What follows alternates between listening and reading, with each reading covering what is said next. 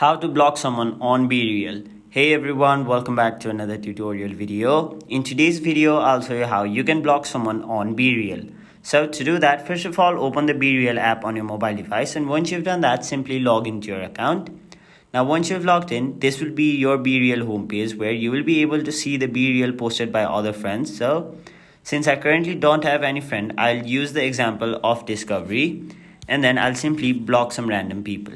So let us suppose this is your friend right over here and you want to block them. What you'll have to do is simply tap on their profile right over here. After that, simply tap on the three dots on the top right corner of your screen. Now once you've done that, three different options will appear, namely share profile, block and report. So since we are here to block someone, we'll tap on the second option, which is block, and then a confirmation will appear asking you whether you are really sure you want to block this person or not.